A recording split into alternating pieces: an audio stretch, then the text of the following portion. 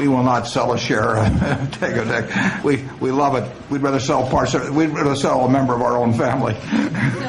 My impression is that Korean stocks are generally valued at prices that are no higher and probably generally somewhat less than U.S. stocks. So I don't think there's a reason to think that there's been a bubble. They've gone up a great deal, but the fundamentals have improved dramatically.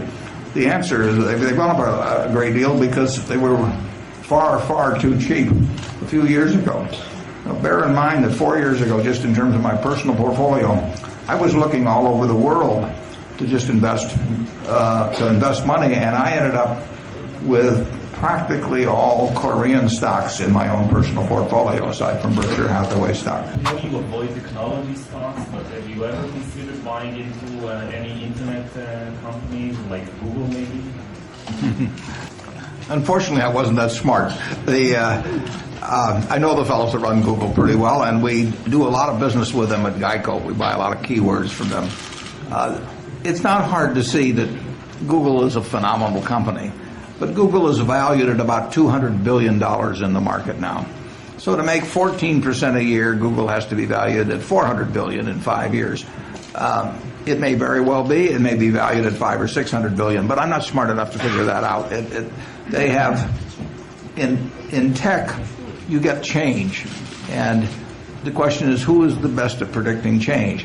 And I'm not really very good at that. I will predict that Tegutek will do wonderfully over time, but it will do modifications of what it's doing now, but the basic situation will be the same, and they will be delivering a superior product.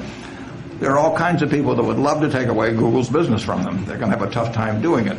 But I can't make a better prediction about whether that will happen than the next guy, and so I don't play in that game. I think the question was directed to me was about investment tips. I don't have any investment tips. I do have a bit of investment advice, which is simply to look at a share of stock, if you're buying a share of stock, as a part of a business.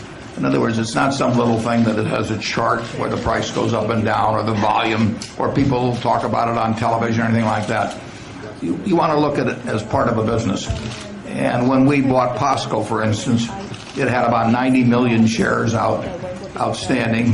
It was selling at about 150,000 won, and we simply multiply 150,000 times 90 million, and we try to decide whether the business is worth more or less than that amount. And we thought it was worth a lot more. But the important thing is always to go back to the fact that when you buy a stock, you're buying part of a business, and you're not buying something that is going to go up next week, or the dividend's going to increase, or that's going to be split or something of the sort. If the business does well and you buy it at the right price,